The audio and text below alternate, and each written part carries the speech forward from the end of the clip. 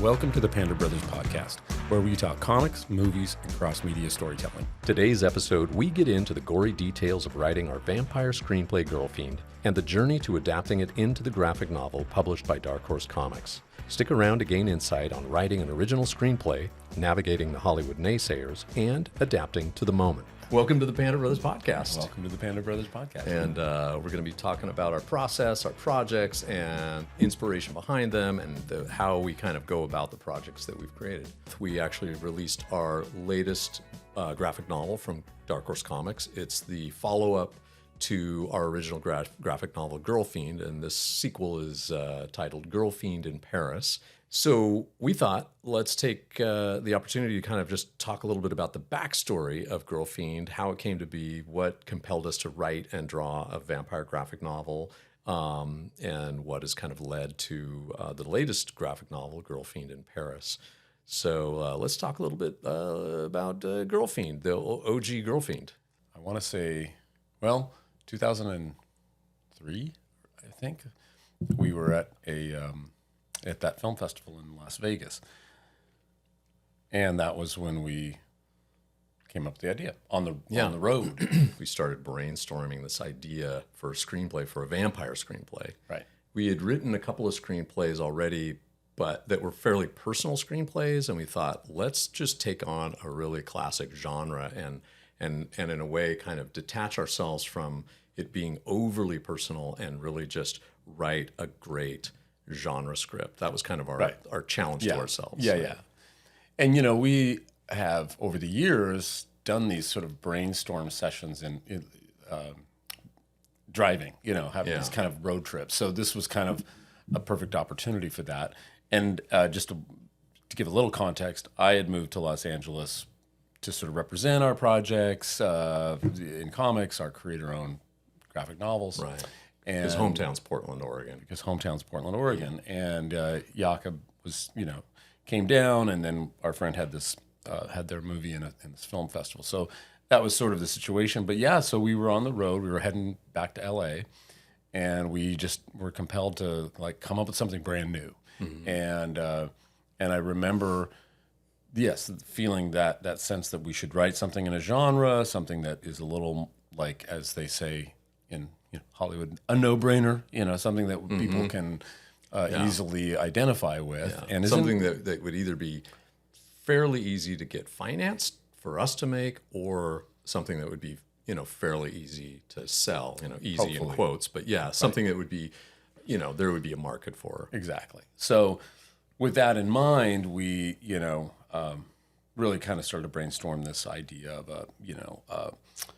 a girl who's a runaway vampire and is looking for a quote unquote normal life, and really wanted to play against expectation. We thought, well, let's use some of the familiar, I guess, tropes of the vampire genre, but also think about how could we spin that on its head and play against the expectation of the vampire being dark and gothic, and let's make her bubbly and idealistic and romantic. And that was, I think, the thing that became the hook for us at the time was, what if a vampire ran away to the big city to just live a normal life and fell in love with a mortal, and then how would they navigate that? How would they navigate their love and also her vampirism to be able to kind of ride the moral line and sustain both their love and also her hunger. Exactly. And when she meets this human and they fall in love, he is, at odds with her being, he's fine with her being a vampire. In fact, he's sort of morbidly attracted to that aspect, but he is at odds with her killing innocent people and to feed. And so this leads to this solution to hunt down criminals so that he feels ethically, morally okay with everything, and they start hunting down criminals, and of course that only leads to more craziness. Yeah. Spirals from there. And he's a guy that works in a morgue, and he's definitely more of the goth character. So it kind of playing against expectations. If you really kind of looked at it, you'd go, well, he's the vampire, and she could be a vampire, but he definitely seems like the kind of gothic vampire type of character. Yes, a little bit morbid, lives in the amongst the corpses at the morgue. He's a cutter, so blood's already. And he's got a band that's and they're definitely in the kind of dark, kind of dark like rock goth mode, goth emo, and then she's sort of like. I think we were almost playing off the idea of the kind of the Lil Abner sort of, country girl from the Midwest or a rural America. And she's got the little polka dot dress, and there's a little bit of a kind of Americana element to her, and almost rockabilly in a way. I mean, I think she kind of became more rockabilly as the drawing style started to kind of define the look of her character. Yeah, but some of those but some of the sort of the hearkening to kind of Americana for her, as if she's almost out of another time and another sort of era. And so that gave her kind of an innocence or a naivete, but at the same time charm. Hopefully a charm. And then of course that giving her this daywalker ability that made her sort of, which actually once we introduced that, it really opened up this idea of having, what are her powers, having these unique traits and just in general slightly different traits than say traditional vampires, and really kind of getting rid of all of the the religious iconography and crosses and garlic and all those things, but still creating new elements that could play those roles. Yeah, that was kind of the idea. There was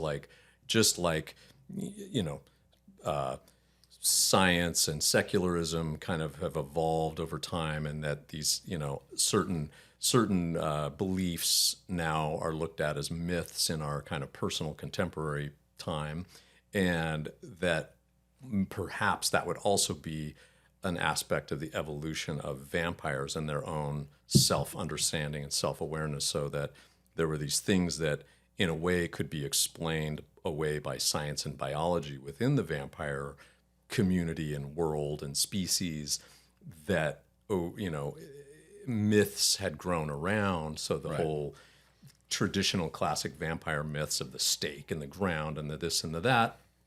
And we thought, well, what if, all of that stuff were stripped away, and could we explain all these phenomena as an actual biological process? And so that got us into this track of coming up with these ideas like strobe lights affect them, so they can, that it would literally send them into seizures. And you wouldn't necessarily need to drive a stake through their heart and pin them to the ground, which was more like the mythology, but you would just have to cut their head off, And so it still had horror and gruesomeness, but it was a little bit. And I think there was a little, when we came up with this, we were a little rock and roll about it. We were kind of like, let's not be inhibited about anything. Right. Let's just go. But what's interesting is as the project has evolved and as the stories have been evolved, and some of this hasn't been even hasn't been explored in the published work yet. It's stuff we're still working out. Is a kind of reverse engineering of that, of like, well, where did that start? How did that come to pass? And what is the history? And what's the history? So that's for another time. But I think when we originally came up with the idea, we wanted it to be really a kind of a fresh take on a contemporary vampire, and also a domestic vampire. The idea that vampires that are born in the America in this sort of evolution of the species, has been impacted by aspects of this culture and this environment, and so therefore even Karina, the main character, is culturally American and therefore has this personality that's kind of unexpected. Yeah, kind of individualistic, brash, kind of confident, and setting off on her own to make build her own life and make it her own way, that kind of a thing. Not fitting into her world of the vampire culture and finding her own way. And I think that that's a classic, traditional tale to be retold over and over again. So. Yeah, that's a theme, and that's maybe a modern American mythology in a way. Yeah. So taking all of that, the spirit of that, and all of that kind of grist for the mill, we started pulling that into a really classic 3-act structure screenplay, Right. and really wrote it as like an urban, almost like a noir love story, crime thriller that has a fairly large ensemble of characters. That's got the rural vampire family that wants Karina back, and so they're coming to the city. It's got the criminal gang that Nick, the boyfriend, has targeted as potential victims and Candidates, candidates in a kind of vigilante mode for Karina to feed off of people that are such kind of extreme criminals that either they won't be missed or they kind of deserve. They're almost like low-level players, and so they're a little bit expendable. The Expendables, yeah. And then of course the vampire hunter kind of tradition of like a detective who's in this case kind of the burnout detective. He's got lots of skeletons in his closet. He's having sort of has controversy around him for having supposedly been involved in a massacre that he claimed involved vampires. So he's sort of fallen from grace, but is still on the force. Amazingly, but most of his contemporaries think he's just an old whack job. And then he's saddled with this now young, new detective who's kind of new to the force and is like he's a heard bit all of a the rookie. rumors. Yeah, he's now or it's kind of the other way around. Rousseau is now saddled with Drake, the kind of damaged goods detective. So Rousseau is sort of the kind of in a way the new blood, and he's the kind of a fresh. He's really part of the story in like from the standpoint of like a storyteller in a way. I mean, we're seeing a lot of the world through his eyes. Yeah, he would probably represent like the audience, the skeptical point of view of like, this is completely ridiculous. This isn't happening, and everybody's perceiving it. And maybe Drake is crazy, kind of thing, because Drake, the older cop, starts to recognize the crimes that in the crime scenes and things that tells that this could be a vampire that is doing this. Essentially, they're saddled. He and Rousseau are saddled with staking out these criminals who have been in this sort of.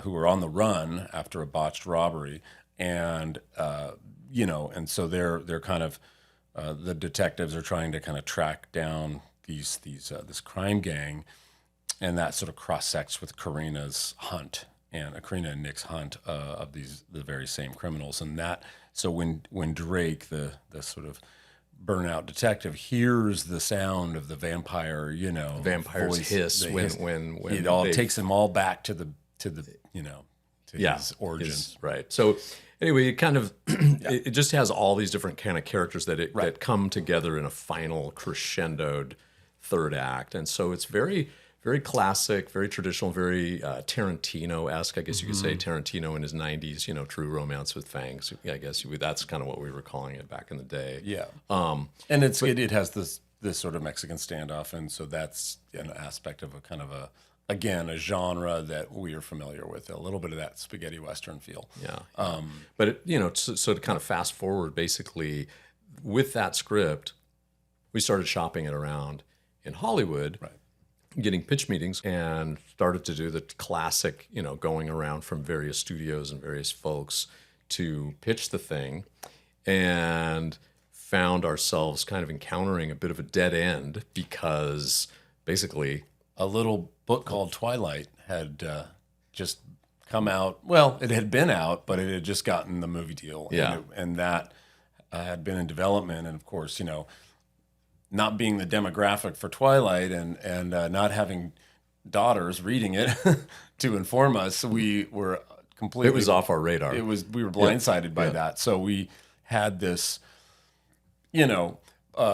very different kind of story, but in terms of the log line, it's like it sounded, one's human, one's a vampire, they're lovers, or there's a romance aspect to it, and people were like, well, there's already Twilight, so. And then that sort of evolved into, well, we aren't really looking for vampire scripts because vampires are this season, but they're going to be done next year. And we're saturated. We have enough vampires, so we were, I think at the time we kind of felt like, oh, okay, well, so much for that, but we were, it was disheartening because we'd put so much into it, but at the same time we felt really passionate about the story. And I would just to add to that, it was a bummer having all those no's, but a lot of people did read it and really liked the script. And one of the things they would say, whether it was just a pat on the back and or on the head, was that they already had bought, all of the studios at that point had bought like 10 other vampire scripts. They had this backlog of content that if they needed a vampire script, they already had it. And so we were kind of like... it was one of those things that was kind of a shutdown, But I think at the time, it's a separate conversation with Hollywood and in general, anyone who, tells you why they can't do something is that you have to counter it. You have to kind of triple it with positive reasons to do it, because most of the time there's a lot of people telling you why not to do something, and it's a miracle anything gets made a lot of the time. So we kind of, had to pick our battles, and then, as far as how far do we want to take this particular genre against this juggernaut franchise that seemed to be dominating the bandwidth and the narrative. Yeah. So we ultimately set GirlFIEND down for another time. And I think that for us, the takeaway was that, well, what we would learn in hindsight was that stories, that you're passionate about doesn't always mean that it lines up with what people are looking for, at least in Hollywood, because Hollywood is a business. Right. Yeah. And it's,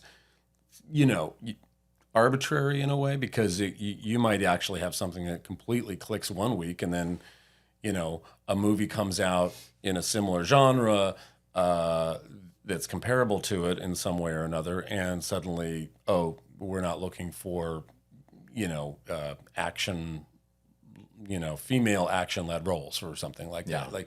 Any number of random things can come in and essentially, sabotage a really great momentum that you have going, because you've got great ideas and you have passionate stories, but then there's this industry and its machinations. Yeah, but I think the takeaway there too is that you really need to keep writing.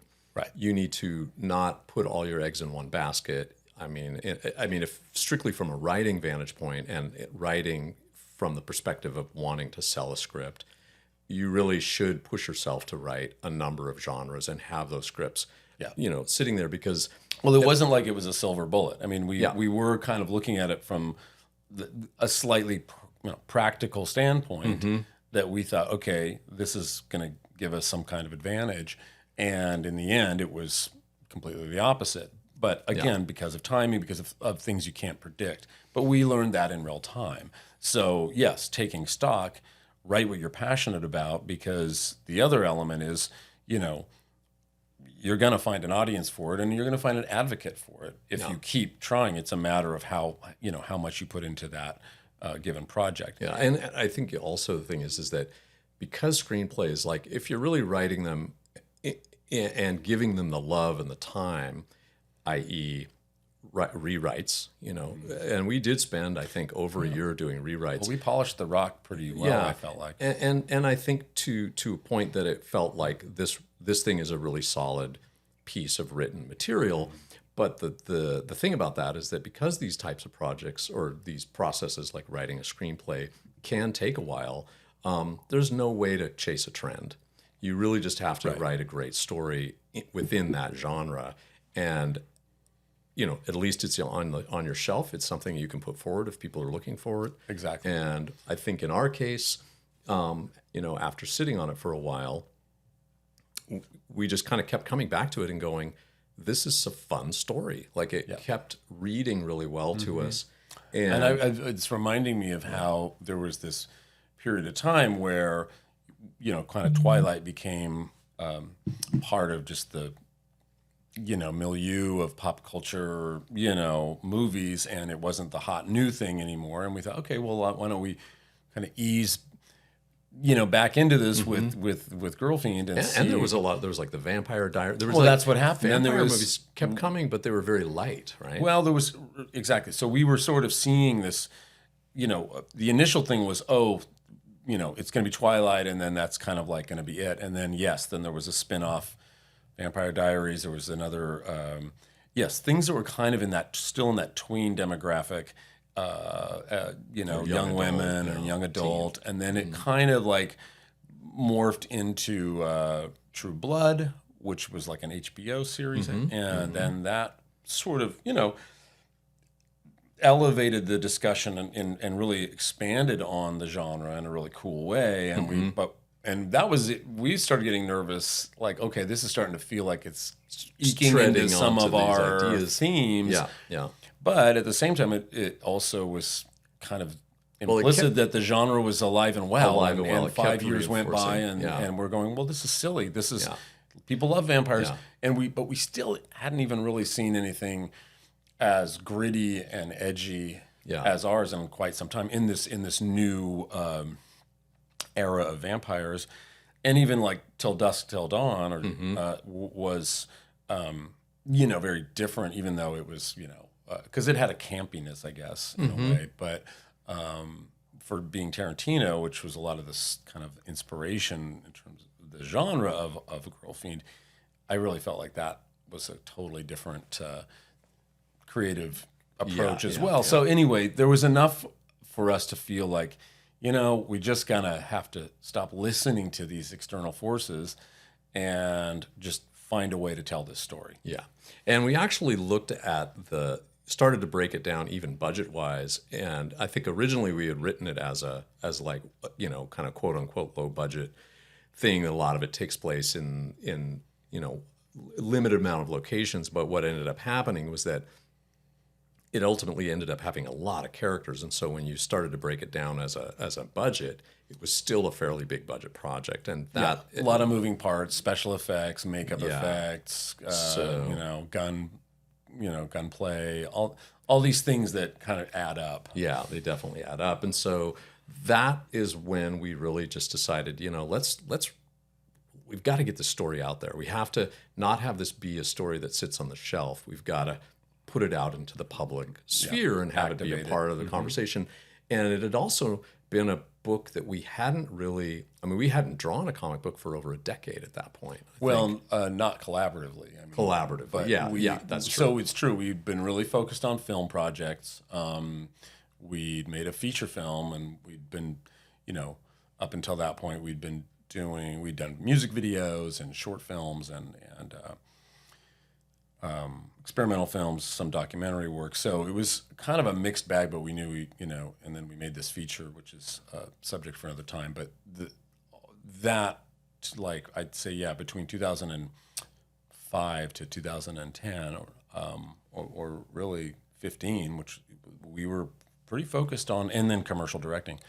We were really focused on film and media, and so yes, we came back to this. And the times had changed, the industry had changed in comics, and we were also looking at just the reality of an industry where you couldn't get an advance anymore for an independent comic.